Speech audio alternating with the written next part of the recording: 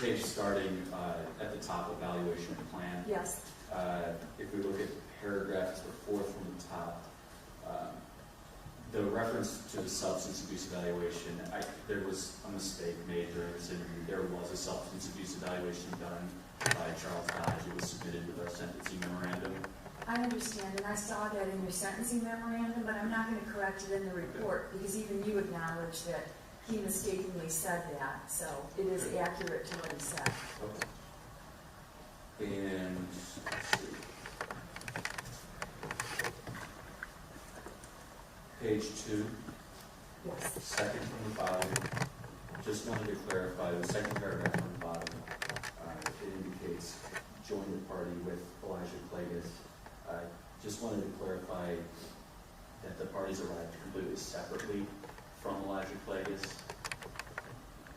It's just a little bit unclear in that sentence. Okay, so they joined a party where Elijah Plagas was present. Is Yes, that better? they went to it separately. Yeah, I understand. Okay, yeah, that's fine. Okay. Page 4, first paragraph. I believe this is just a typo. There's a sentence that goes in the middle.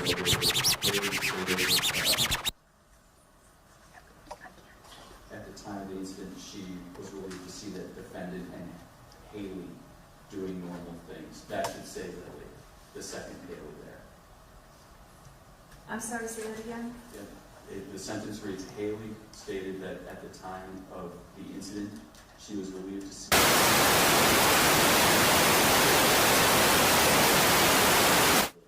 Oh, yes, okay. Got it.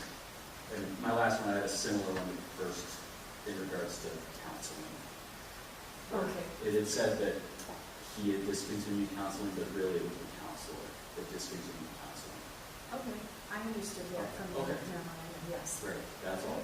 All right, and then, Mr. Berman, first any corrections to the body of the report? I do not have any, Your Honor. All right, then I think you've got changes to scoring. Yes, Your Honor, thank you. People's position that OB5 should be scored at 15 points for serious psychological injury to a family member. I think the report is complete and complete with facts to support that. Absolutely. People's position, Your Honor, is that OB9 should be scored at 100 points for multiple deaths in a homicide case. Agreed. People's position that OB12 should be scored, at 10 points. There were 2 crimes against a person dismissed for a plea. Agreed. Those were the corrections that I had, Your Honor. And those were That gives me, I added 150 total points. same ones that I had made. It does not change the level. Yes. So let me just get those changed on both of these.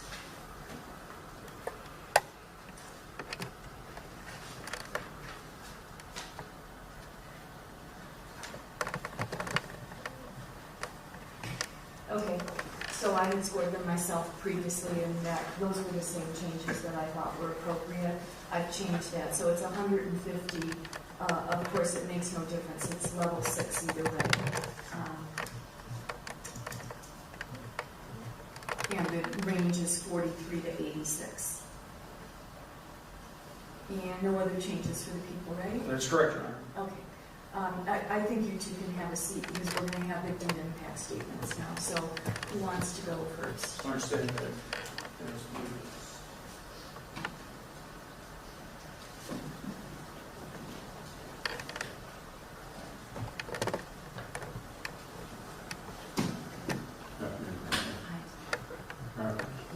Yes. Thank you.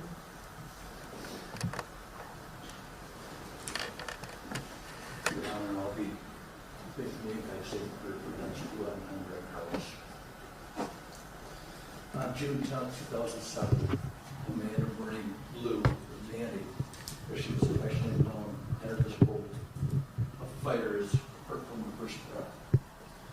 Despite a challenging start from the NICU unit due to a pneumothorax, she amazed the nurses and doctors and was released from the NICU unit within 24 hours. From that moment on, we knew she would be able to do anything in this world that she really wanted. Unfortunately, her bright future was stolen from her and from us when she chose to get in the car driven by Elijah Plagas, who drove recklessly while almost twice the legal alcohol limit, taking the life of her and his sister. We will never know why she got in the car driven by a drunk driver, as she had texted her mom at 9:41 the night before on August 25th that Elijah was staying sober. And he would drive her to Lily's house where she would spend the night. We would later find out that Elijah Plagas lied to her and he had no intention of staying sober that night, as he told a friend to buy him a 12-pack of Twisted Tea at 10:35 p.m. Video evidence confirmed the purchase at a local liquor store. My family's nightmare began at 5:01 a.m. on August 26th when my wife awakened me stating that Mandy's Apple Watch had sent a car crash detection SOS message to us at 2:57. I immediately drove to the crash scene. Upon noticing the body covered with a white sheet, I knew that there had been at least one fatality, and learning within 10 minutes of my arrival that my baby girl was the one covered. Shaking uncontrollably and in shock as the officers told me the news, I told them I couldn't stay there and needed to go home to be with the rest of my family. They reluctantly allowed me to leave. The images of this crash scene will forever be burned into my mind. A life sentence I didn't ask for that was given by Elijah Plagas. The trauma of that moment, inflicted by Elijah Plagas' recklessness, haunts me to this day, manifested in nightmares and PTSD. I don't need to escape that. It's a life sentence. Arriving at home to tell my wife that her baby girl had been taken from her, and then our 12-year-old son being woken by screams of his mom, having to tell him that his sister was so excited about spending the next 2 years, but seeing his older sister was about to start college at MSU was gone. Over the next several hours, I would have to repeat those same words. A man was killed in a car crash this morning, sobbing while trying to tell complete strangers at MSU about it so they could awake her freshman sister to allow me to share the devastating news before she turned into some other life. We would see text messages on her iPhone over the next several weeks saying how much the senders missed her. But the one that stuck out was from her 12-year-old brother with only the word Amanda, which was sent at 6:15 a.m. that morning, shortly after he had found out that she had been killed by Elijah Plagas. That message was sent to him just hoping for a response that it would be real, that it couldn't be real. Having him sit with us as we made her funeral plans because he wanted to make sure everything was perfect for her isn't what a 12-year-old boy should have to do. Although Mandy possessed a heart overflowing with compassion for others, she struggled with many things throughout her life. Her heart for helping others was bigger than he knew, but we would later find out how big it was over the months after the crash. In first grade, she gave her shoes to another girl who didn't have any, and just told us that she would use her sister's old ones. Mandy always stood up for the underdog. In fourth grade, she wrote a letter to her elementary principal about bullying and how she had been treated since second grade. At the same time, she was dealt with another girl when she was diagnosed with extreme dyslexia. Over the next several years, until she was killed by Elijah Plagas, she was always there for students that needed to show her demeanor. She never judged anyone. She only saw people as someone with love. Her love for people saw no boundaries, loving each one unconditionally. Not only was Mandy there for others, but she also learned to overcome her dyslexia, and reading soon became one of her passions. She completed her last grade of school, 10th grade, with a 4-point GPA before she was killed by Elijah Plagas. After Mandy was taken from us, we got a small glimpse of what she had done for her fellow classmates. On 3 different occasions over the weeks after the crash, we had students say that they were contemplating ending their life and credit Mandy for talking with them, encouraging them that their life mattered, and letting them know that she was always there for them, ensuring them that their life mattered, unlike the thoughts of Elijah Clagus had for hers. On June 10th, 2024, on what would have been Mandy's 17th birthday, we found again that Mandy touched more people than we knew. In her memory, we decided to release 100 individual butterflies, thinking we would have extras, but later to find out that we didn't have enough because of the outpouring of support and love for Mandy. This wide array of both kids and adults was a clear representation of how Mandy didn't judge anyone. You can get a small glimpse of that by going to WILX, best friend, whoever wanted to be her friend. Mandy poured 100% of her life into others. And so on that fateful morning, staying with one of her best friends until the end. To think that the last moments of Mandy's life were feared as she sat in the back seat of Elijah Clagus' car, sober, no alcohol, no drugs, and nothing in her system. She knew exactly what was happening and was not able to do anything other than watch her life and her friends pass both before her eyes. Elijah Clagus did that for her. The defendant's decision to drive drunk and recklessly was not an isolated incident, but part of a pattern of reckless behavior, even though he had never been caught. On August 10th of 2023, his sister Lily sent a Snapchat message stating that Elijah was driving over 100 miles per hour on the way back. This isn't the action of someone who cares about human life, let alone his own sister. He had also made regular statements last summer saying, quote, practice makes perfect, unquote, when referencing driving after drinking, demonstrating a blatant disregard for the safety of others and a complete lack of responsibility. If this is a person that has any regard for, this is a person that has any regard for human life.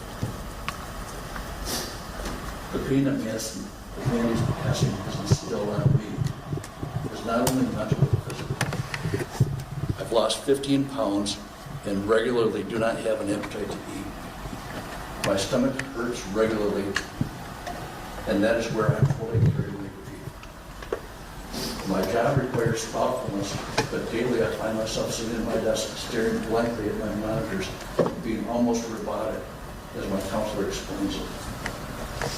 Almost 11 months after Mandy was taken, I find myself crying daily, missing the daughter that will never be replaced, nor have the ability to create new memories with. I've done my best to try to overcome these hurdles, but the pain of losing the keystone in our family will never subside. From my personal experience, the old saying, time heals grief, is so inaccurate after the loss of Mandy. The only thing that time does is puts me one step closer to hopefully hugging and seeing my baby girl again. My faith has been shattered by this, and the only reason I hold on to it is the chance that I may get to hug and see her again one day. My mom passed away on August 17th, 2024 after a long battle from Alzheimer's, and her passing doesn't even compare to the continued grief I'm experiencing from Mandy's loss. My family and I have been given a life sentence without any choice. We will never again experience the joy of seeing Mandy's smile, hearing her laughter, or watching her grow into the amazing person she is destined to become. Our lives have irrevocably been altered, and the pain we endure is indescribable. To cope with the profound grief and trauma I've continued to see accomplished since the crash. The emotional toll on my mental health has been significant, and counseling has been crucial in helping me navigate this painful journey. However, no amount of therapy can ever fully heal the wound left by Mandy's absence. For many months after the crash, I prayed that in some way I would die an early death to end the pain. I've learned that this is not only selfish of me, but as my absence would deliver more pain to the rest of my family, but also would not allow me to live out Mandy's legacy. We always said that Mandy would change the world with whatever she chose to do. That change is now left in our hands to press the legislature for more severe penalties on drunk driving, especially those caused. All we have is memories of this bright light. We will never be able to build more memories with her. Elijah Plague has stole that from us. I won't be able to celebrate her graduation next year. He stole that from me. I won't be able to walk her down the aisle when she gets married. He stole that from me. We will never be able to share with her the joy of having her own children, for which she already had a list of names picked out. He stole that from us. Her sister will never have a sister to lean on again and be her best friend. He stole that from her. Her brother won't be able to spend cherished time with his sister playing basketball or soccer. He stole that from him. The world will never get to experience the changes that she was destined to make. He stole that from her. Our home, once filled with laughter and joy, is now a place of silence and mourning. The choice Elijah Plagas made that night to get into a car and drive after consuming a large quantity of alcohol in less than a 4-hour period was his. No one made him do that. If that choice wasn't irresponsible enough, he made the choice to drive at more than twice the posted speed limit in a residential area, running the stop sign and crashing into 2 parked cars with his sister and her friend in the car. Just because the reckless driving charges get dropped as part of his plea deal doesn't mean he didn't commit the crime. From our perspective, he committed second-degree murder. His choices that night were a culmination of reckless choices and disregard for the law and the lives of others. To stand in front of you during the final pre-trial hearing on May 15th, 2024 and say, quote, "I was told I was in an accident," unquote, clearly states his negligence and total disregard for human life. I too have a choice, which is whether to forgive him for killing my daughter. One of these days, I hope that I can forgive him, not for his peace of mind, but for mine. Elijah Plagas faces 2 counts of aggravated while intoxicated, causing death, allowing a maximum sentence of 15 years to be served consecutively. I respectfully ask the court to impose the maximum sentence for each charge and for these sentences to be served consecutively. This request is not driven by a desire for revenge, but by a need for justice and accountability. A severe sentence will reflect the gravity of this crime and serve as a deterrent to others who might consider such reckless behavior. Mandy's life and that of her friend could not be brought back. However, the imposition of consecutive maximum sentences can begin to reflect the severity of the loss we have suffered and send a clear message that such actions have serious consequences, not only to Elijah Plagas, but to future drivers who choose to drive drunk and recklessly. Since the crash that took Mandy's life, there have been numerous other drunk driving crashes throughout the state of Michigan that have taken innocent lives. How many more lives need to be lost? Drunk driving is an avoidable crime, and the consequences need to reflect the poor choices that these drivers made, shattering the lives of innocent people. Your Honor, we stand before you today as a father that's had a piece of his heart permanently shattered, struggling to convey the immense pain and devastation that has engulfed our lives since the tragic loss of my beloved 16-year-old daughter, Mandy. I ask that you take the impact of the death of our daughter has caused us and others into consideration when sentencing Elijah Plagas. Thank you for allowing me to provide this statement. Of course. Thank you for helping him. I'm deeply sorry.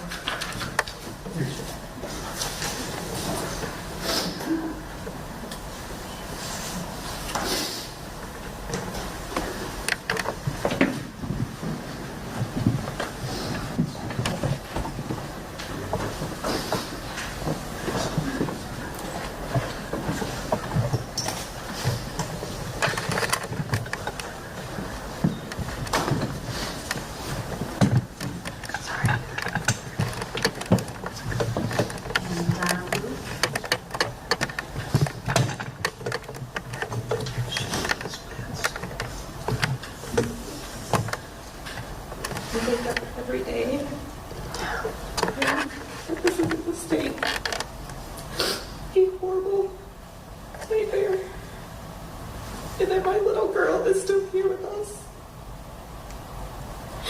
Every night I go to bed hoping that I won't wake up.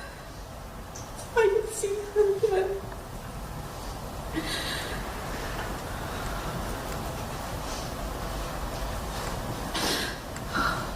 How do I write a letter and try to find the words to describe the impact of what this person has done to my family and to so many other people? There are no words that can truly describe the devastation he has caused and what he has taken from us. And is my baby, my heart, my whole world. She is my everything. My baby wasn't sick.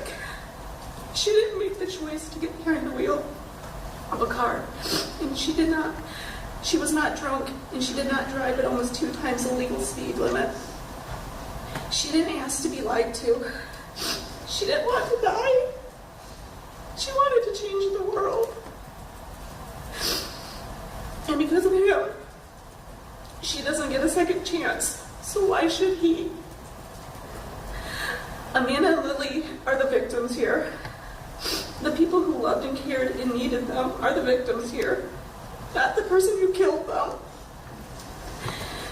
He is the reason that they are not here. Every morning I relive that day. That moment I found out that I would never see my little girl again. It is a mental and physical pain. I literally feel like my heart has been ripped out of my chest. There is nothing but a hole there. She was our everything, and he took her from us. I can't breathe. I can't think. I can't function. I can't be the mother that I once was to my other children because I am still in shock and numb by the pain of losing her. I pray every day that it's not true. I go to her room. I open her door, expecting to see her. From the day she was born, Amanda was a fighter. She was born with holes in her lungs. I didn't get to hold her for more than a few seconds. They took her from me because she couldn't breathe on her own, and I laid in that bed, and I sobbed because I didn't get to say goodbye to her, and I couldn't remember what she looked like. I was so scared that my baby was not going to live.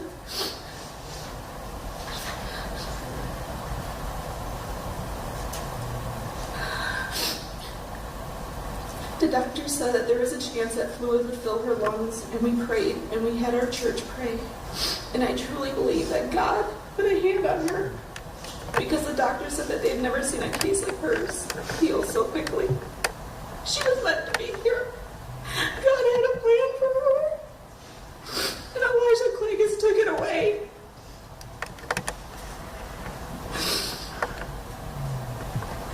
Amanda struggled throughout her childhood. She was not diagnosed until the 5th grade with severe dyslexia and another learning disability that caused her to hear words incorrectly. So she couldn't always understand what people were saying to her. She was bullied throughout elementary school. She suffered from anxiety and depression. But even with all that, she chose to be the most loving, caring, and giving person ever. I could tell you story after story of all the amazing and loving things she did in her short life. And I will talk about her and the things she did until the day I die. Everything from donating her birthday gifts to including everyone to her birthday party so that no one would ever feel left out. Sticking up for those that were bullied, helping any way she could, doing anything possible to brighten somebody else's day. Since she was taken from us, I have had numerous people reach out to me, come to my house, write letters, and tell me how Amanda helped them or how Amanda saved them. That if it wasn't for Amanda, they wouldn't be here. They told me stories of how they wanted to kill themselves, and they confided in Amanda, and she wouldn't leave their side. Or she would call and stay up all night long with them just so they didn't feel alone. She would encourage them, and she led them to Jesus. Because we never knew she was friends with needed her, and she was there for them. She never let them down. Mandy suffered so much with her own anxiety and depression, and she never wanted anyone to feel sad or alone. She would do anything for anyone. She was truly a bright, beautiful soul in this horribly dark, cruel world. She brought light and laughter everywhere she went, and he took that, not only from us, but everybody that needed her.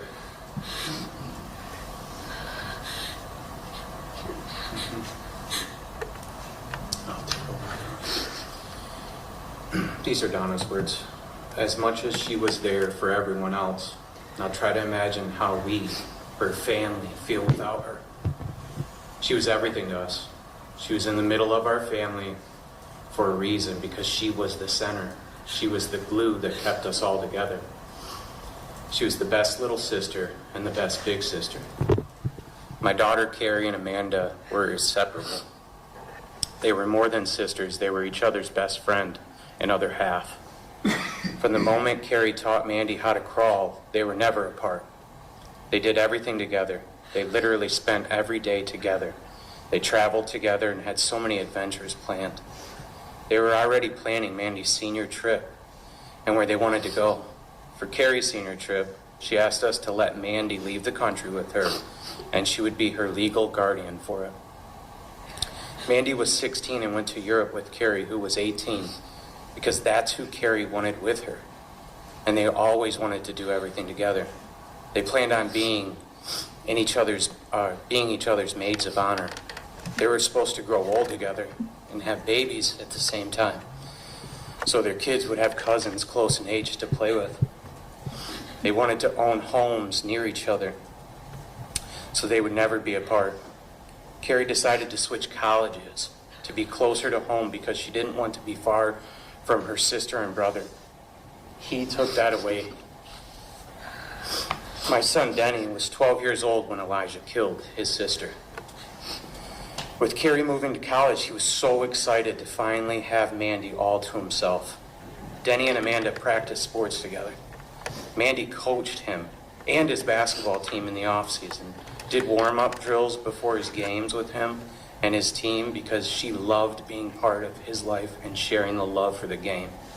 She was excited about her taking him to school and being the only big sister in the home. This was the year that he was finally going to be taller than her. They had so many plans together, so many things that they wanted to do together. He loved her and just wanted to spend time with her. She was the sister that would go out and practice football tackles with him and then turn around and make him practice soccer with her. She would race him doing laps in the pool, pushing him out of his comfort zone, and then when he was scared, she would encourage him. Elijah took that from him. Both kids are struggling mentally, physically, and emotionally. They're not the same without her. Carrie went from having a 4+ GPA in high school to failing classes at MSU and being put on academic probation. MSU should have kicked her out of the university. Her advisor advocated for her to get another semester to improve her grades. She can't think, she can't focus. Nothing matters anymore without Amanda. She couldn't stay in the dorm after Amanda died. It was too overwhelming, so she commuted from home for her freshman year. She has completely shut down. She cries. She does not trust anything or anyone because the one person she thought would always be here for her is gone. Elijah took that from her. Her trust, her sense of security, and her future. Denny gave up in school. He refused to go to first hour the first part of the school year. He could not understand why he would go to second hour but not first hour. Or we couldn't understand why he'd go to second hour but not first hour. He finally broke down sobbing, saying it's because to go to first hour, he had to get up at the hour he found out his sister was never coming home again. And he didn't want to be up at that hour. He just doesn't care anymore. All 3 of my kids have dyslexia, and Mandy was going to be there to help him through it. Beating dyslexia doesn't matter to him anymore. He gave up on basketball this past school year because it hurt too much for him to practice without her. when that is something that they did together. Denny has not said her name since the day Elijah took her away. He can't say it. He locks himself in his room. He pushed away most of his friends. He cries, he's angry, and he has shut down on all of us. He has frequent anxiety attacks, especially when Carrie is not home. He is worried about her safety to the point of paranoia. Elijah did that to him. He took away his best friend. He took away his big sister. He took away his sense of security. He took away the person that Denny counted on to always be there. Carrie and Denny are always sad and angry, and if they become happy, it never lasts long, and it isn't the happiness that they used to have. He took that away from them when he took their sister. How has this affected me? I'm dead inside. There are 2 reasons I keep going, and they are Carrie and Denny. Otherwise, I would have joined Mandy by now. Every day is a day closer to being with her again. I can't think. There are many times I can't speak. I don't know how to function anymore. I don't leave the house unless I have to, because I don't want to be in a world that she's no longer a part of. The pain is physical. I can't breathe. The pain is so intense in my chest, I think I am having a heart attack, and truthfully, I hope I am. When he killed her, he killed a part of me. He ripped my heart out. Just getting out of bed is a struggle. I used to get up every morning to help the kids get ready for school, and I've not been able to do this school year to help Denny because I physically can't get out of bed. I can't go to sleep until I'm completely exhausted because of the nightmares. I am not the mother I was, nor am I the mother they deserve. I have anxiety attacks whenever they are away from me. I can't even handle them going to school or anywhere without this overwhelming anxiety that I may never see them again. Just like Mandy, I'm beyond angry and can't handle anything anymore. Everything is a trigger. I walk around in a fog not knowing what is real and what is not. I keep looking for Mandy everywhere I go, and I know on some level I have not accepted she is gone. Therapy is not helping me, it just makes me angrier, and I just want my baby back. I not only lost Mandy, but my family and friends. I can't call people on the phone because I don't know how to talk to anyone without breaking down. I don't know how to be normal and live a normal life. I can't face going back up north to my childhood home because she isn't with us anymore. Can't celebrate holidays because there's nothing to celebrate without her. I don't know how to have normal relationships anymore. Elijah took everything from us when he took Mandy from us, and he made sure she never gets to come back. Yes. I want to read this. I didn't just lose my baby that day. I lost Lily, a sweet girl that I loved like she was my own. I am heartbroken about losing her, and I am standing here to tell you about Lily. Lily was an amazing young lady. I've known her since she was in kindergarten. I would treat her like she was my own daughter. We'd go shopping together. We'd go out to eat. We'd go get our nails done. There was a point during COVID that it felt like she practically lived with us. She was over so much spending nights with Mandy. I loved her like she was mine. I held her as she cried. I comforted her and gave her advice. I would never break her confidence that she had in me, but I know so much about her and her life and how things affected her. There were times when she would be leaving to go home and she would ask me if she could come back later the same day if she was allowed to. And I always told her that my door was always open for her. In all the years that Mandy and Lily were friends, Lily never allowed Mandy to go to her house. This past summer, she would finally allow Mandy to come over for bonfires.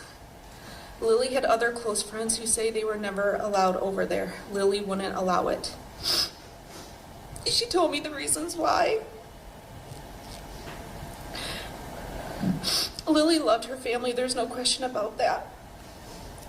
But Eli made choices that Lily did not agree with. and he put her life in danger. On more than one occasion, she sent snaps and made snap stories about him driving recklessly well over 100 miles per hour with her in the car, and he thought it was funny. He didn't care about her life. He didn't care about anybody's life.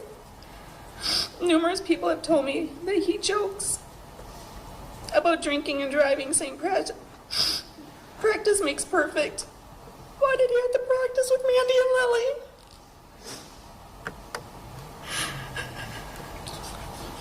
Lily was the type of person that you could not be around and not smile. Her laugh was contagious. If she was laughing, so were you. Her smile lit up the room. This world was a better place with Lily in it. She had plans and dreams. She wanted to be a mother. She would have been an amazing mother. She deserves to be here. I still sit in my family room and stare at the place that Lily always sat. And I just can't believe that I never get to see that beautiful smile again. And that I never get to hear her and Amanda laughing and talking about their big plans and dreams of what they would do in their future. Her life mattered. Her life is worth more than 42 months. The person who took Lily away should have to pay with life in prison. Family was everything to Mandy. All she ever wanted was to be close to her family. She had plans that included living by her brother and sister, and I always thought if any of my kids were to move away, it would have been her. She was always ready for an adventure and wanted to explore the world, saving it one person or one animal at a time. Last summer, she called me from her trip to Europe with Carrie, and she told me she didn't want to be far away from me. She said she didn't realize how much she would miss me, her dad and brother. She said she would be going to school close to home because she couldn't be far from us. She should be here. Her life mattered. She mattered. The people that love her and miss her mattered. She was going to change the world, and Elijah stopped her. She was a bright light in a dark world. She wanted to help everyone, and he took that away. Her life was meaningful, and it was worth more than just 42 months. The person that killed her deserves to be in jail for the rest of his life. We are serving a life sentence for what he did, and he deserves to serve a life sentence behind bars.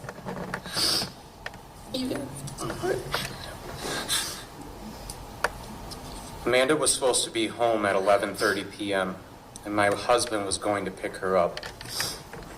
She texted me at 9:41 and said that Lily's brother was not drinking, and could she please spend the night at Lily's, and I could pick her up there to go up north for the baby shower and see her grandpa. From what the kids had told me, Elijah is a functioning alcoholic. I grew up in a family that included alcoholics, so I know what a functioning alcoholic is. He told them he was not drinking. There are kids at the party that swear they never saw him drink, and that he was just sitting on the couch the whole night. His blood alcohol was almost twice the legal limit after the crash. Mandy was scared of everything. She would have not gotten in a car if she thought he was drunk or had been drinking at all. Carrie offered to take her home around 1:30 a.m., and Mandy said no because there was not room in the car for Lily, and she didn't want to leave her alone, seeing everyone else had left. She wanted to stay with her best friend. She said she was staying with Lily and would be fine because Elijah was not drinking, and that I was picking her up in the morning. Amanda's blood alcohol was 0 and had absolutely nothing else in her system. Both girls were sober and aware. I have been told by friends that they were texting, that they were scared the moments before the crash. I told Mandy never to get in a car with someone that was drinking. She wouldn't have done that.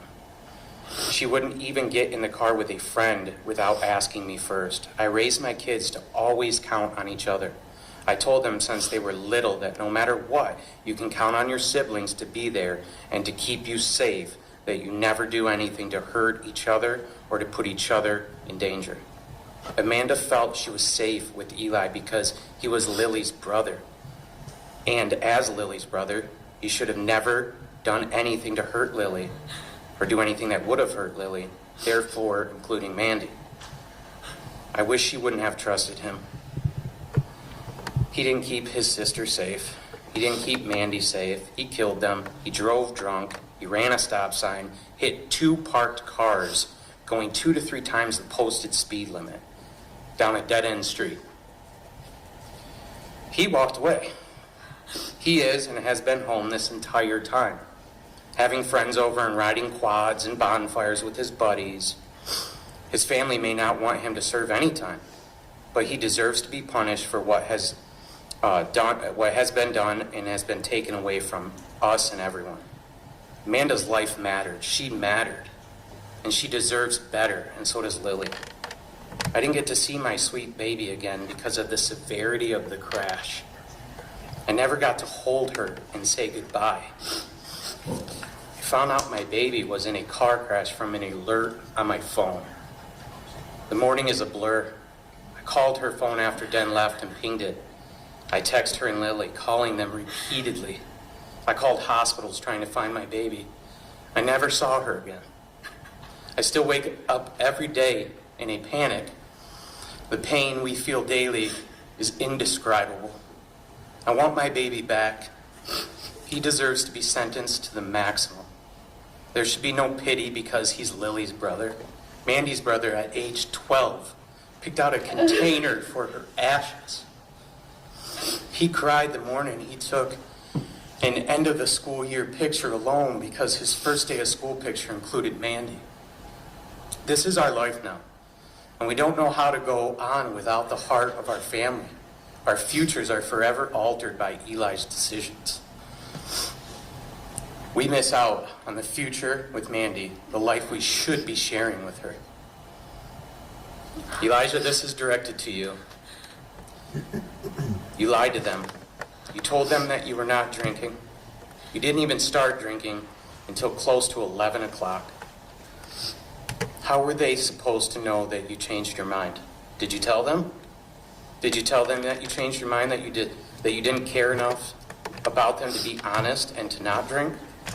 You made the choice. You decided that their lives didn't matter. Look around this courtroom. Their lives mattered. The people in this courtroom loved and missed them. The only reason they are not here is because of you. You are the only reason why. I pray the judge does not let you off easy, so you know their lives mattered, and you have to pay for killing 2 of the most beautiful souls to ever bless this world. Judge, the injustice of all of this is something I can't even begin to describe. He took our baby away. Carrie and Denny's sister, our futures. Don't let him be released from prison before Amanda's little brother is even graduating from high school.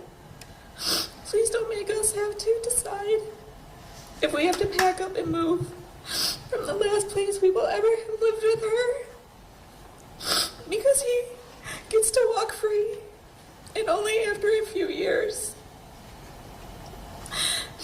Give us, her family, and this community time to try to heal before risking seeing him free. Please sentence him to the max years of 15 before he is eligible for parole for both the girls, and have it be served consecutively so that he is behind bars for 30 years. No amount of time served will ever be enough, but he deserves to be punished. Please don't let him destroy another family. Please don't disregard 2 lives as if they didn't matter. There needs to be change, and it needs to start now. No other family should have to go through the pain that we face every day. A pain that one person caused. A person that still has not truly taken accountability for his actions. He stood before you, Judge, and said, "I was told. I drove that night." Please, Your Honor, don't disregard Mandy and Lily's lives. Please stand for justice. Help Mandy continue to change the world by sentencing criminals and setting a clear example that if you drink and drive and kill innocent people, You will be punished to the full extent of the law. Thank you. So sorry. Thank you. I know, Mr. Berman, I did tell you that friends could speak as well, but I'm afraid I encourage and welcome family members, but I'm going to have to limit it to family members. So there's a couple more family members. That's correct, Your Honor. And I had a lot of written statements, and I assure everyone on both sides, I read every statement that I received.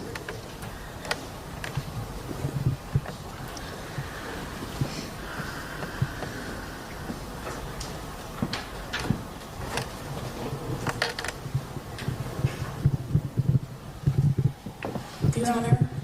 I'm sorry, could you just say your name first, please? Carrie Blue. Yes, thank you. Go ahead. My name is Carrie Blue, and I lost my best friend 11 months ago. Amanda was the greatest gift I ever received, my baby sister and my built-in best friend. In my life, I have never felt a love like I had with her. She was my best friend, my other half, and honestly my favorite person. She had a way of making me feel so special and so loved without even trying. I also lost one of my best friends, Lily. She was like my adopted little sister. I loved her and still do with my whole heart. Her smile could light up an entire room. She was one of the sweetest people I've ever met, and you couldn't help but love her and how deeply she cared for everyone she met. We both laughed and cried together, and we just had a way of understanding each other, even when very few words were said. Everyone who met her loved her so much. She could make anyone feel like the most important and loved person. She loved her family so much and would have done anything for them. I remember the stories she used to share about her siblings and the love she had for them. She would have given up everything to make sure they were okay, and her own brother couldn't even keep her safe. He willingly put her life and my little sister's life at risk without a second thought. Lily wanted more than anything in this world to become a mom. Her eyes would just light up as soon as she saw a baby, and she would ask to hold them. She would have been the best mom ever, but because of her own brother, she never got the chance. She never got the chance to build a life with someone who loved her as much as we all do, and to raise the most wonderful kids. She had all these plans for her life that she never would get the chance to achieve. And I would give anything to hear her laugh or give her a hug or dance with her one more time. Amanda was the nicest, most caring person I've ever met. She cared more about others and how they were doing than she cared about herself, and she honestly had more kindness in her pinky finger than most people have in their whole hearts. She made everyone she talked to feel so loved and so important and like they truly mattered. No matter if she knew you or not, she made sure that you knew you were loved. I honestly can't even put into words how I feel about losing her. If I could trade places with her, I would in an instant. She was my best friend and we did everything together. I used to find it so annoying when she would want to match me or always hang out with me and my friends, but now I cherish those times so much, and I'm so thankful I let her. I would give anything to have her hang out with all of us again. I will never be the same after that night. I will never forget MSU employees knocking on my dorm door because my dad was waiting for me. I will never forget how eerie the ride back home was. I'll never forget the cops in her room, and I'll never forget the part of my heart that died that day. I would like to believe that God has a purpose for everything in life, and that his plan for us is better than what we planned, but I will never understand how taking my sister away from me is part of his plan. She was supposed to be my maid of honor. She was supposed to live close enough so that we could see each other all the time, and that our kids could be friends. We were supposed to travel the world and grow old together. She was supposed to always be by my side. She had so many bright plans for the future. She wanted to find love and have kids. She wanted to travel and see the world. She wanted to help people in a way that only someone as caring as she could. She wanted to change the world, and she'll never get to. She loved life so much, even through all her struggles, and she cherished every moment she had with everyone she met. She saved so many people, and she saved me too. I have battled with depression and anxiety for a while now, and I don't think I'd be standing here today if it wasn't for her. I have always struggled with opening up to people and letting them in, but she always knew exactly what I needed, even when I didn't tell her. She made me see life in a different way and realize there is good in everything. She was always there for me, even when no one else was. She stood up for the people that she loved, and she loved everyone so deeply. She was the better half of me, and I have been lost since the last time I saw her. I do not trust people anymore. I push everyone, including my friends and family, away, and I feel empty inside. I will never be the person I used to be because I lost the person that made me see the good. I regularly suffer from breakdowns and panic attacks to the point I do not leave my room for days because I do not know what to do without her. I just want to be able to talk to my best friend again. I sit here and think about all the amazing times we had together and cry at the thought that that there will be no new ones. I wish I would have been able to thank her for saving me, and I wish I told her I loved her more, because I don't think she knew how much I honestly can't live without her. I'll never be able to replace the love I felt for her, and my heart will forever be broken. I would give anything to see her one more time and give her a hug. I never even got a chance to say goodbye, and that is something that eats me up inside every day. Elijah knowingly got in his car that night and drove drunk. He put both of their lives at risk without even thinking twice, and he ultimately took both girls from people who adored them so much. Everyone in this community is suffering from the loss of these two amazing people because of him. He deserves the maximum time in jail for taking their hopes and dreams away, for damaging my family beyond repair, and taking away everyone's opportunity to watch these girls change the world. Thank you. Thank you. Thank you. And Denny? May I approach the bench? Yes.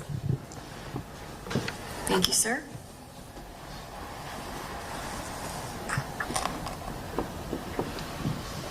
Your Honor, I'm Dennis, Amanda's brother. I was 12 at the time of the crash and now 13. I never think that I would never be able to see my sister again. And that was the worst feeling ever. We used to go outside every day and play basketball or soccer because that was her favorite sports.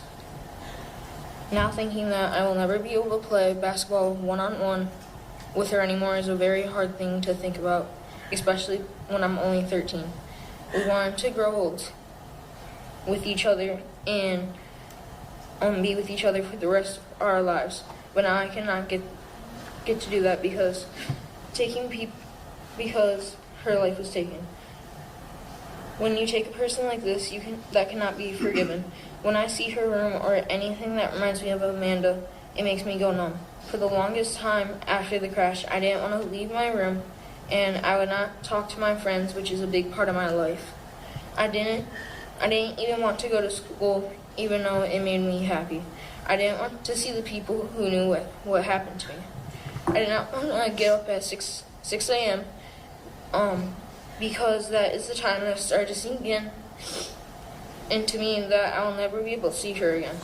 And whenever I'd wake up in the middle of the night, more specifically 4 a.m., I would break down because that's the time I heard horrible screams from downstairs because my parents just found out my sister has been in a car crash, which is the hardest thing a family can go through. And for me, I spent a lot of time hanging out with my sister. She was my world. I would go in her room and just sit down and spend time with her. We used to draw pictures together and do other things we both liked. I had the hardest struggle just to put words down on this paper because it hurts when I think of this. Thank you for letting me have this chance. Thank you.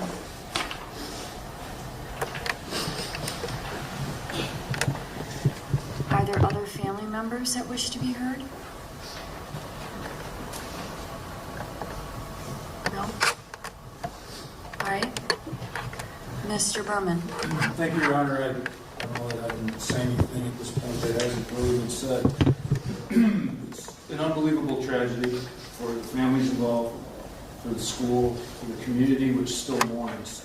I think you see the best evidence of that in the courtroom today. Nothing fixes the situation that brought us here. So when we look at the snow factors with regard to sentencing, I, along with a lot of what Mr. Blue said, would like to focus on deterrence. I think it is very important for this court to send a message that it's a 100% preventable crime. There's absolutely no reason that this had to happen. There's absolutely no reason that we all have to be in this courtroom today. There are many young people here in support of the families and to remember their friends who are gone. And it doesn't have to be that way. And we need to realize that when we make the decision to drink, that we need to make the decision not to drive before we drink, because we don't make good decisions after we drink. There's a reason why the drinking age is 21. Those younger than that are not developed enough to handle it. And what we see is the tragedy we see here. Alcohol, party, cars, driving too fast, not taking the proper responsibility with a weapon, which is what a car is under these circumstances. So I think this court needs to set a sentence that takes into account all the snow factors. But I think deterrence is the big one, so that the community knows that this will not be tolerated and it cannot continue. On a personal level, I don't know that I've ever had a reaction to reading letters submitted to the court the way I did. And maybe it's because I have teenagers, college-age student son, and a high school daughter that are very close in age to the people involved here. This is unbelievable tragedy. It cannot be fixed, like I said, and I simply ask the court to take everything into account. Many letters submitted from both families involved, both victims, and the victims are the defendant's family as well. It's not an easy situation for the court, but I think the court's focus should be on that deterrence, and I ask the court to fashion a sentence that takes that into account. Thank you. Mr. Galdor, you and your client can come back up to the podium. And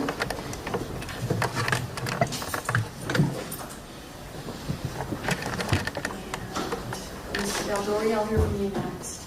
Great. Thank you, Your Honor. Your Honor, this is a tragedy beyond words. Perfect justice would be both of those girls back home with their families. But there's no way to right this wrong, and there is irreparable damage. The best Elijah can do in this case is take full responsibility for what happened. And just having been his legal counsel since the incident occurred, that's what he wants to do. It takes a while for us to get here, but that's what he wants to do. The pre-sentence investigation mentions the substance abuse evaluation and counseling. He did both. Very shortly after the incident, the counselor met with him. They wrote that it wasn't working for him at that time. I know that since then he's met with his pastor and with an advocate, Rick Teal. He has reached out to people. He does know he needs counseling going forward, and you'll be able to hear from him next.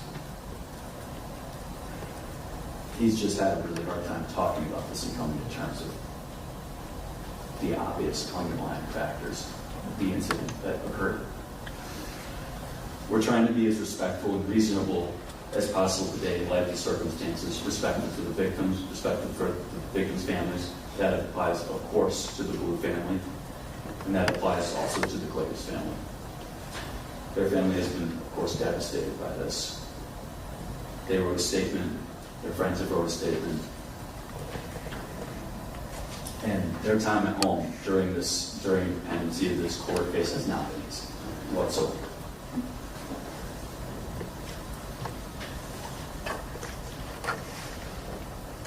We saw the letters we submitted prior to sentencing, which I think show the story of this family and of Elijah. I want to thank all the family and friends for writing those letters, because I want the court to have a full picture of this case and of this person standing next to me. The first time I personally met Elijah was when he helped build a deck at my house a few summers ago. His father, Matthew. I got to know him, and I had nothing but nice things to say about him. And that's across the board with anybody who would have met this person in the police incident. That really is the case. After that, his older sister, his other sister, Izzy, who he was extremely close to, died from complications from leukemia in early 2023. Obviously, this devastated their family.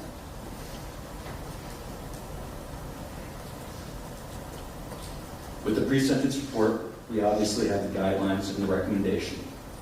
The guidelines and offense variables are supposed to consider the factors before the court, and they're the factors that provide a way for the court to quantify what happened, and quantify how to sentence. Obviously, none of this is going to make the families whole, but they are the way they are for a reason. And the investigator makes their recommendation. That's their job, and they see the spectrum of cases that come before the court. There are a few factors in this case that are hard to factor within the guidelines. It's probably impossible for the guidelines to take into account for the rest of Elijah's life. He's going to know that he killed his sister and her best friend in an unhealthy. He's 19 now. He's going to live with that for the rest of his life. In a way, that is a life sentence. We can put people in prison.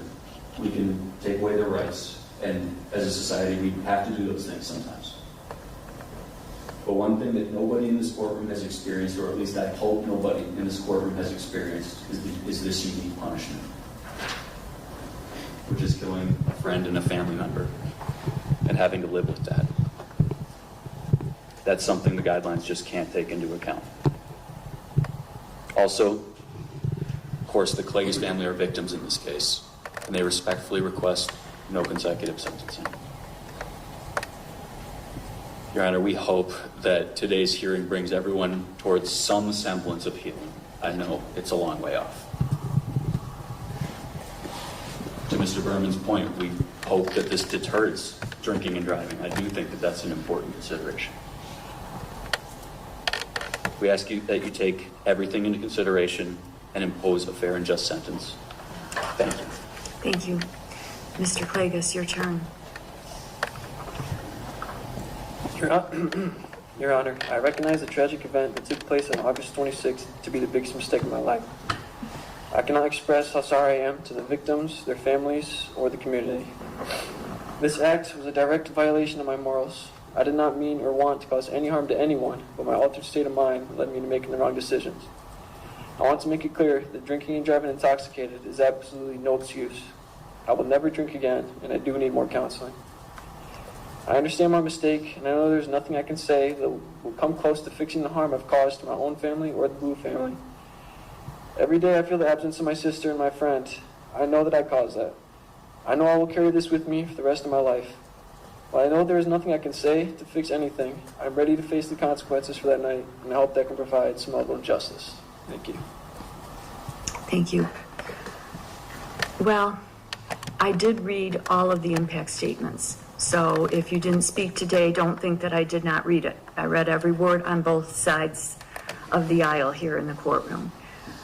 And I understand, I'm going to somewhat address the Klages family first because they asked for leniency, and they asked for leniency based on the extreme amount of grief that they've already experienced and that Lily would want it. I understand their sentiments. I do. I understand their extreme amount of grief. But I have to point out two things. First, the purpose of sentencing is never to punish the offender's family. It is not to punish any of the many family, friends, other relatives who wrote to me. That is not the purpose. An offender's family often feels devastated by a sentencing. I see that all the time. And it's regrettable. I don't enjoy that. But it's necessitated by the offender's conduct. That would be your conduct, which you well know. But the purpose of a sentence is always, one of the purposes, is always to punish the offender, and only the offender. Second, I don't know what Lily would want. I assume she'd be heartbroken if she could be here today and see all of this. But this is a case entitled People of the State of Michigan versus Elijah Klages. Your crime is a crime against us all. It's a crime against every single person, ever, who kisses someone goodbye, watches them get in a car, and either never dreams that they won't return or fears that imagining the horror of them not returning, all because of someone else's recklessness. And that's reflected in one of the other factors in sentencing, and that is deterrence of others, as the prosecutor has mentioned. That's not to say that the severe impact of all of this on all the families' lives is not to be considered. I have considered it. I've considered it when assessing whether the sentence should be concurrent or consecutive. There is no way to measure, nor words to describe, the suffering that you've caused your own family and the Blue family.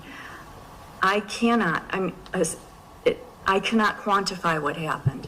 The sentence does not attempt to quantify what happened because it's unquantifiable.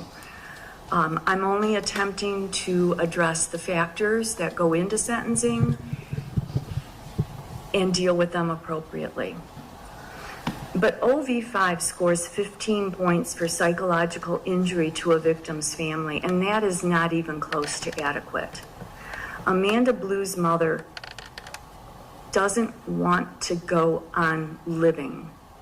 Let's just sit with that for a second.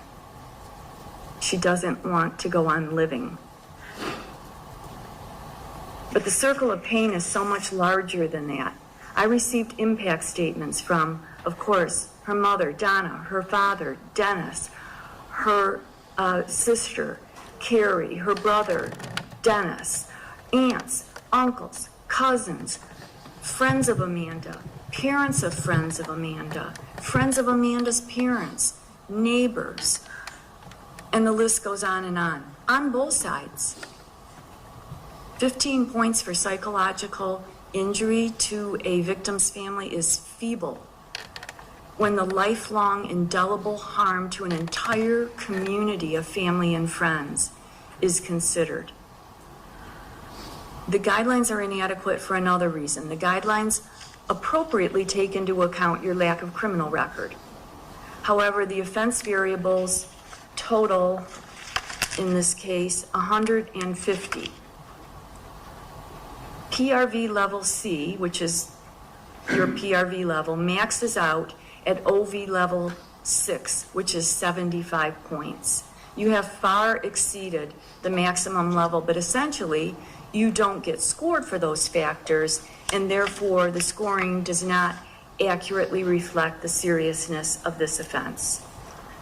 So, while I fully understand the pain for everyone in this case, and that I cannot heal it for either the Blue family or the Klages family, it is the sentence of this court that you must pay $130 to the Crime Victims Fund, $136 in state costs, and for the reasons that I've indicated, on count 1, you're committed to the custody of the Michigan Department of Corrections for a period not less than 60 months, nor more than 180 months, with credit for 1 day served. On count 2, you are committed to the custody of the Michigan Department of Corrections for a period not less than 60 months, nor more than 180 months, with credit for 1 day served. The sentences will run consecutively for the reasons that I indicated. Mr. Klages, you have the right to file a request to the next higher court to look at your conviction and your sentence in this case. You are entitled to an attorney at public expense to help you, and if you are making that request, you have to make it within 42 days of today's date. You use the form that you just received that you should take with you, and you should just know the 42 days starts running from today. You're remanded to the custody of the sheriff and the Michigan Department of Corrections. Good luck. Your Honor, I'm sorry, but there was also a request for restitution paid to Dennis Blue. And actually, I have an updated number for that. I omitted that, I'm sorry. Restitution in the amount of is amended? Yes, $24,216.23. Restitution in the amount of $24,216.22 to Dennis Blue. Thank you, Your Honor.